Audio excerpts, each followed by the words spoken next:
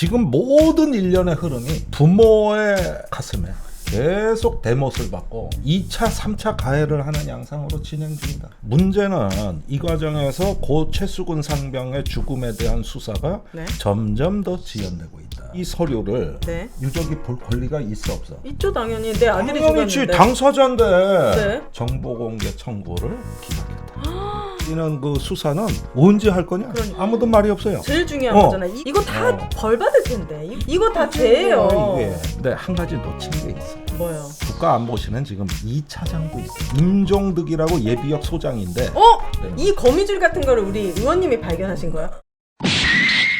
여러분의 막힌 속을 뻥 뚫어드리는 김종대의 뻥 뚫리는 TV. 오늘도 역시 질문 요정 오윤혜 씨 나오셨습니다. 안녕하세요. 네, 안녕하세요. 오윤혜입니다. 네.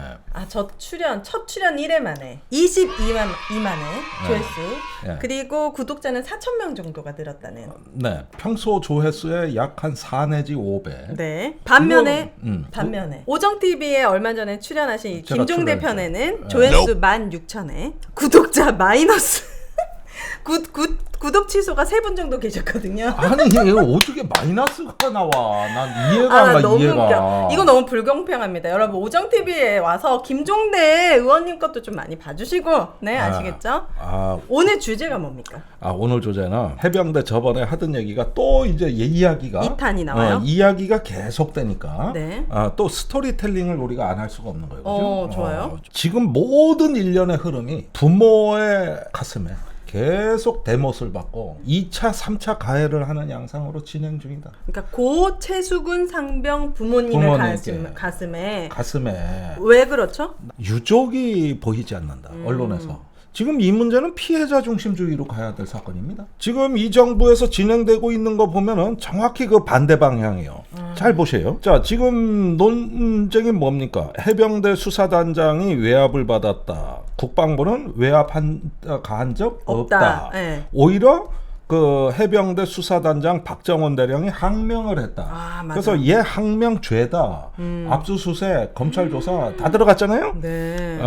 이렇게 해가지고 지금 온통 여기에 쏠려 있는데 문제는 이 과정에서 고 최수근 상병의 죽음에 대한 수사가 네. 점점 더 지연되고 있다. 이게 제일 중요한 팩트인 거잖아요. 그거예요. 아니 그러면 이거에 대해서 유가족들이 어떤 항의가, 제가 유가족이라면은 그건 그거고 이거 수사, 우리 아들에 대한 수사, 네. 이거 어떻게 진행되냐, 언제 시작하냐, 자료 보여달라, 그러니까 난리를 칠 건데. 당연히 그 유족 측에서 정보 공개 청구를 했는데 네. 이게 뭐냐면은 그 최초의 해병대 수사단이 안동에 있는 경북 경찰청으로 찾아가서 사건을 이첩했단 말이에요.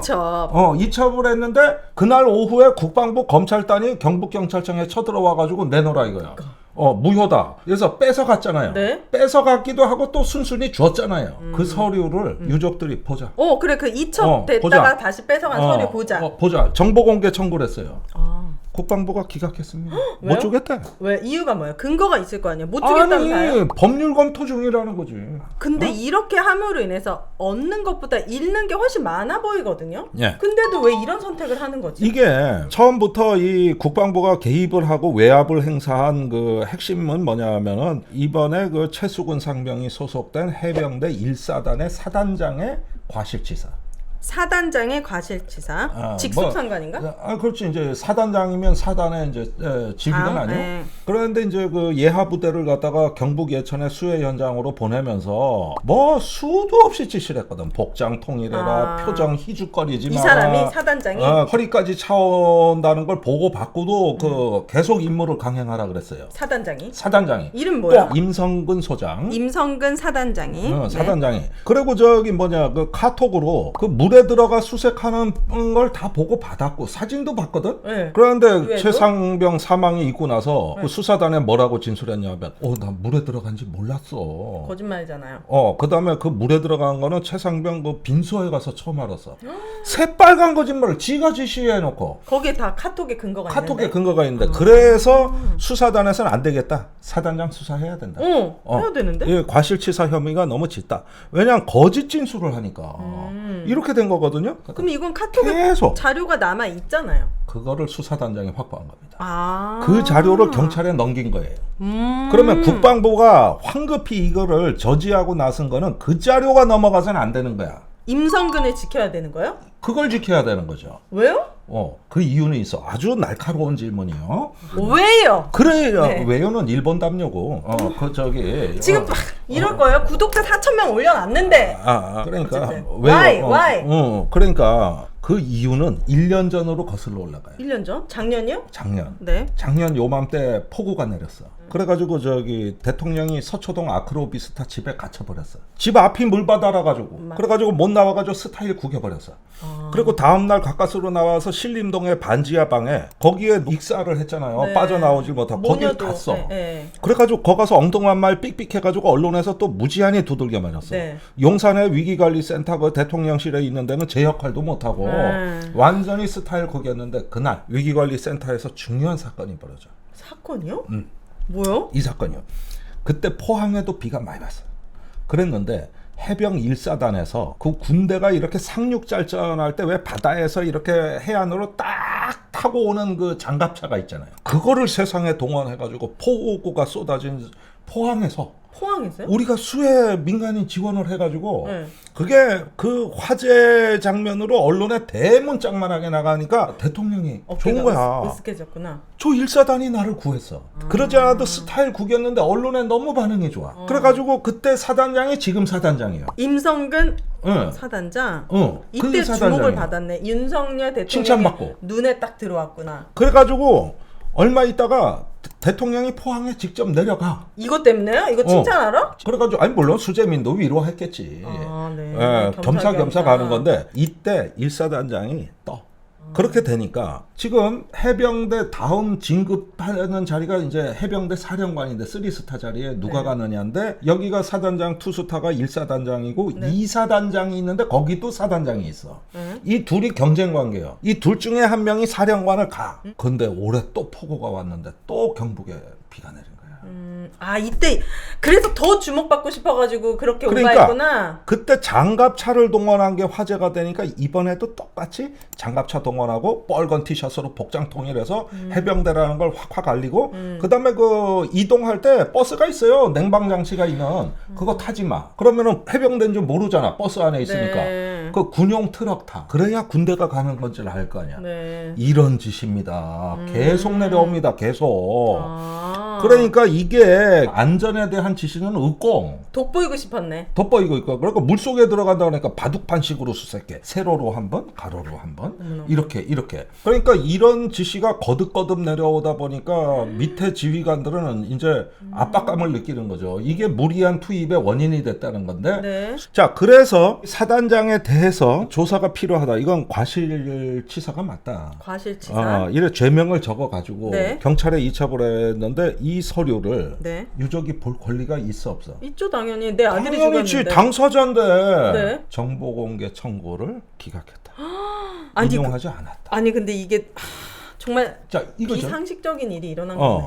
자 계속해서 네. 여기 이제 유족들의 마음이 어떨까 한번은 그걸 헤아려 보세요. 자 이 건도 그렇고 네. 그 다음에 경북 경찰청이 얼빠진 경찰이에요. 국방부가 오전에 그 해병대에서 받은 서류 다시 내놓으라고 전화도 오고 실제 검찰단이 찾아왔어요. 네. 국방부 검찰단이. 그렇다고 내줘? 그 서류를 이미 이첩 받은 건데 이첩 받은 걸 내주려면은 이첩 한 사람이 찾아오든지 제가 이첩했는데 고칠 게 있습니다. 이렇게 하든지. 근데 제3자가 와서 그 서류 내놓으라 그러면 네가 뭔데 경찰을 뭘로 보고 말이요. 이거 딱 이첩 받으면 경찰 내부망에 딱 넣어서 사건 일련 번호 부여하고 접수 절차로 다 밟았어. 근데 이 서류를 내놔? 그것도 제3자가 와서? 이게 한 번도 이렇게까지 주도적으로 해본 적이 없어서 그러나? 아니 국방부나 이 사건 전에 로부터?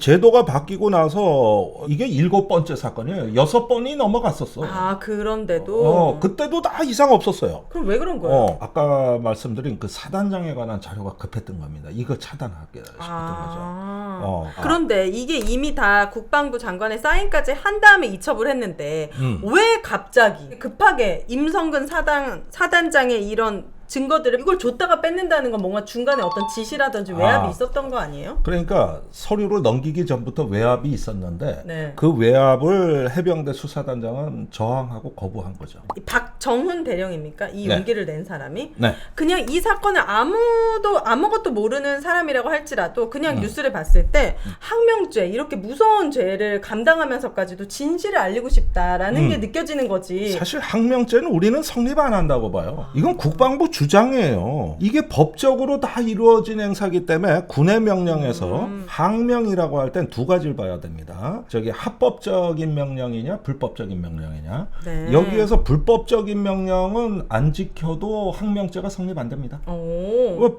그 명령 자체가 그렇지. 법을 위반한 거다? 그럼 전 못 지킵니다. 이래도 된다. 오. 항명의 전제는 이 명령이 합법적이어야 합법적이어야 된다. 되는구나. 네. 그런데 반면에 군법에 합법은 합법인데 부당한 지시가 있어요. 합법은 합법인데 부당한 지시. 예, 그럴 경우도 있죠. 예를 들어서 법은 어기지 않았으나 많죠. 공정하지가 않다든가 이런 경우도 많이 있는데 이건 복종해야 됩니다. 아 이건 또 복종을 해야 그건 되는 복종해야 거야. 부당한 지시에도 복종은 해야 되는 거예요. 이게 군법입니다. 그러면 이 최수근 상병 입장에서도 불법은 아니지만 이렇게 힘들고 폭우 상황에서 이렇게 지시를 하는 건 부당한 지시였다고 느낄 수 있지만 이거를 따를 수밖에 없었던 거네요. 최수근 상병의 네, 경우에 입장에서도. 거기야 물에 들어가라 뭐 하라는 게 불법은 아니잖아요. 그러니까 불법도 아니고 근데 내 어. 목숨을 위해서는 사실 구명조끼라든지 조심할 수 있는 것들이 있었지만 그러니까 부당한 명령이었던 네, 거죠. 하지만 지켜야 부당한 돼. 명령이었던 지켜야 거예요. 되는 거잖아요. 그런데 지금 국방부가 수사단에 하는 거는 이건 명령 자체가 불법이거든. 법에 수사단은 독립적으로 하게 돼 있고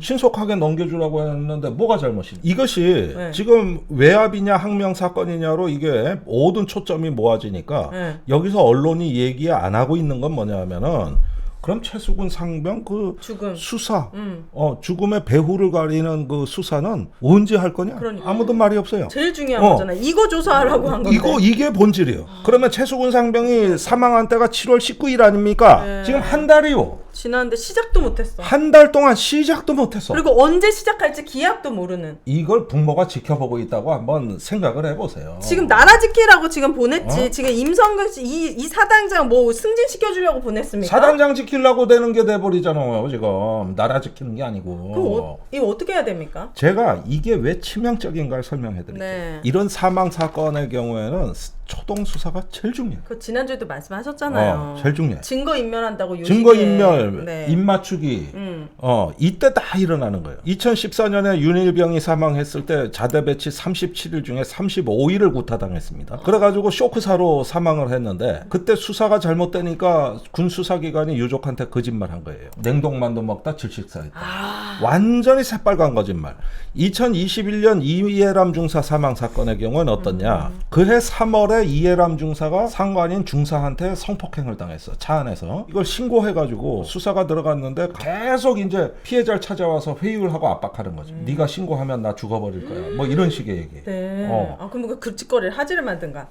그래가지고 정작 이해람 중사가 극단적 선택을 한 거는 네. 성폭행은 3월 초에 당했지만 5월 말입니다. 그 기간이 2차 가해. 2차 가해가 버젓이 저질러진 더 거예요. 힘들었구나. 이것도 초동 수사가 잘못된 거예요. 그러니까 지금 봐봐요. 계속 반복되네. 계속 반복되는 거예요. 그런데 그래서 군 사법 제도를 작년 7월부터 새로운 사법 체계를 적용한 건 뭐냐면 네. 이런 짓 하지 마. 모든 사건이 똑같다. 군대는 특히 폐쇄적인 조직이니까. 폐쇄적인 조직이니까. 이런 식으로 하게 되면 계속 악순환이 반복될 수밖에 없는 건데. 그러니까 외압 안 되고 사건 지체 안 되고 초동 수사 철저히 하고 그다음에 군이 하지 말고 경찰이 해야 돼.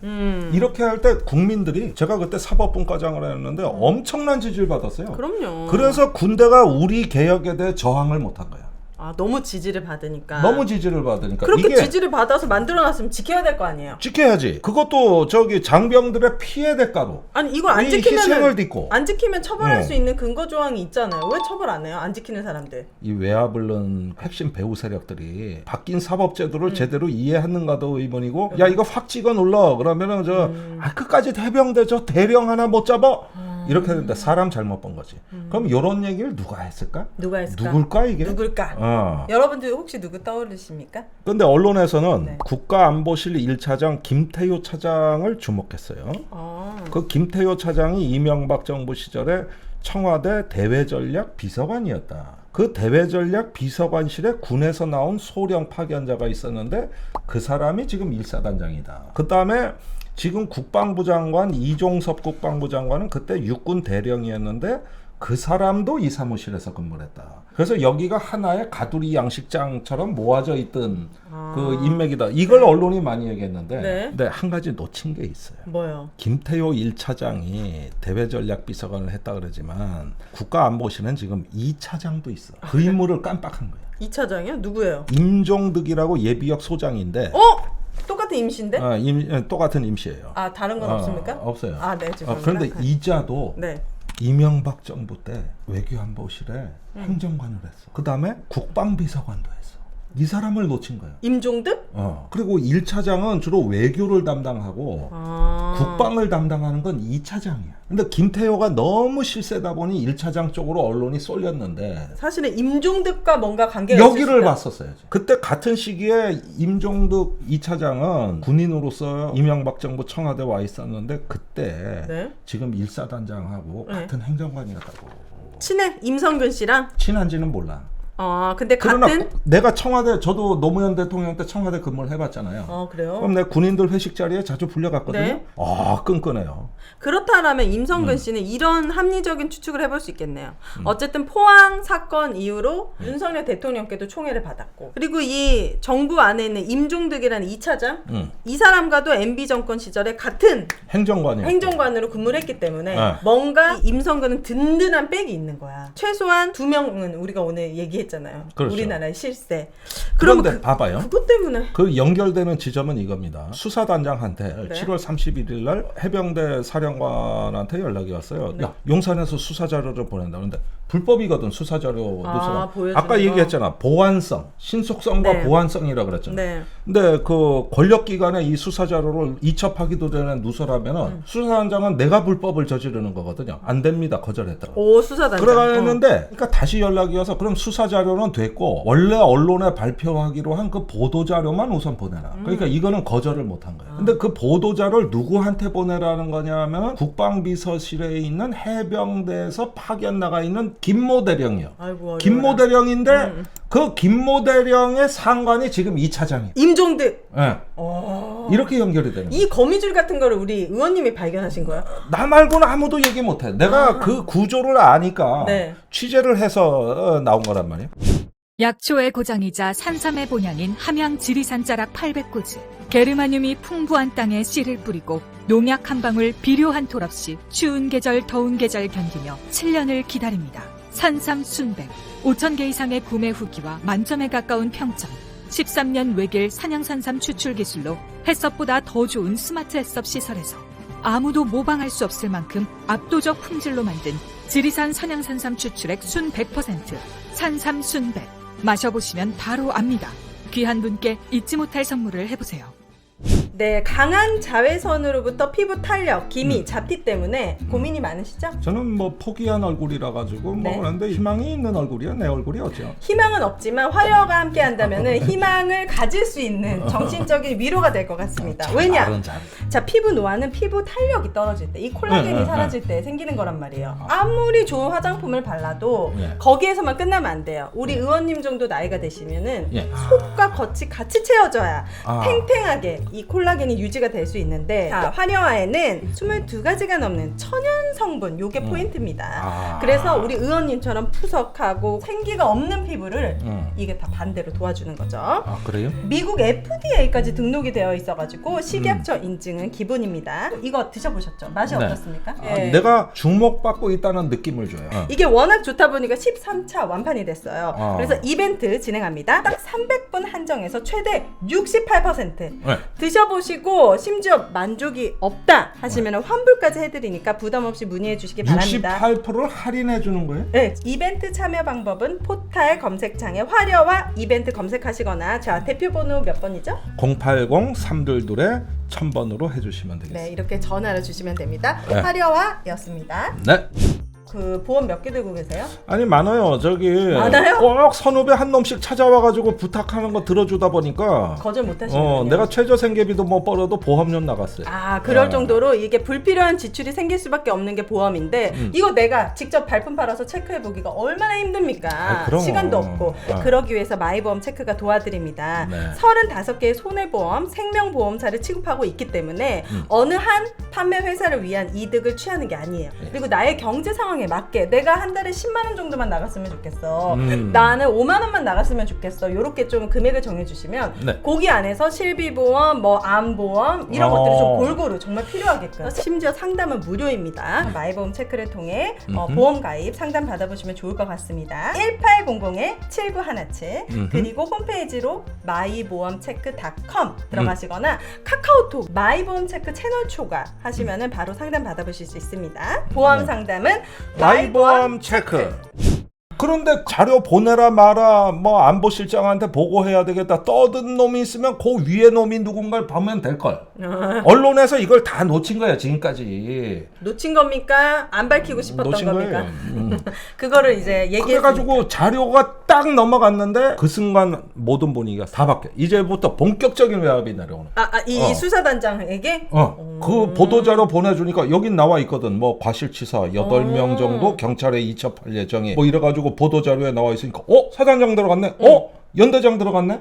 이래가지고 국방부를 들들 볶았는지 어땠는지 몰라. 그런데 이제 저기 국방부의 차관 법무관리관이 계속 전화가 오는 거야. 다 빼라. 자기 빽 있으면은 누군가의 목숨을 앗아가도 책임을 안 져도 되는 겁니까? 그러니까. 그래서 말이 안 되잖아요. 자, 내가 이것도 저번 시간에 한 얘기를 내가 지금 반복해서 얘기 드리는데 네. 경찰청은 지금 와서 수사 계획 없다 그러지. 국방부는 혐의 사실 다 빼라 그러지. 네. 그다음에 정보 공개 청구하면 거절하지. 내 이 세 가지 얘기를 드렸는데 네. 유족들이 딱 보면은 아니 본인이 유족이라고 한번 입장을 바꿔놓고 생각을 해보세요. 뒤집어지죠. 지금 뭐 하고 있나? 처음 보다 보니까 진짜 다들 조작은 패고 유족 의견은 한마디도 반영 안 되잖아. 맞아. 이거요, 이거. 언론 이게. 인터뷰조차도 잘 안 나오는 것 같은데 유족 관련해서는. 그런데 일부 입장은 나왔어요. 네. 그리고 변호인을 통해 정보 공개 청구도 하고 있는데 최수근 상병의 아버지가 그 소방공무원이에요. 그리고 아주 그래서 시험관으로 어렵게 얻은 아들이고 하나밖에 없는 외동아들이에요.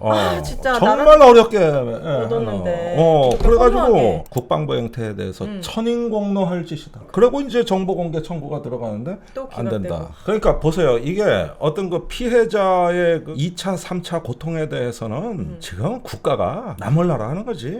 매번 나몰라라 하는 거지. 이게 매번 참사가 지금. 반복될 때마다 똑같은 행태네요. 이태원 참사 때도 뭐 그랬고 네. 저기 이번 오송에도 그랬고 했는데 잼버리도 그렇고 아무도 책임을 안 지네요. 분향소 치워라. 이거 다 벌 받을 텐데. 이거 다 죄예요. 이게. 근데 끝까지 우리 의원님이 네. 파헤쳐 주셔가지고 우리 네. 유족들의 가슴에 지금은 대못이 박혀 있지만은 빠른 시일 안에 최수근 고 상병에 대해서 네. 죽음의 원인이 밝혀질 수 있도록 처벌받아야 될 사람은 반드시 처벌받을 수 있도록 네. 도와주시기 바랍니다. 알겠습니다. 필요하다면 천공과 의논해도 됩니다. 제가 허락해 드리도록 하겠습니다. 누가 나보고 진보의 천공이라 그래 또. 네, 참. 자, 오늘 네. 가슴 아픈 얘기 네. 같이 해주셔서 특별히 감사드립니다. 아무쪼록 상심이 크신 분들 조금이라도 위로받고 힘내시라는 말씀 드리면서 네. 오늘 방송 마치겠습니다. 수고 많으셨어요. 네, 감사합니다. 김종대 빵 뚫리는 TV.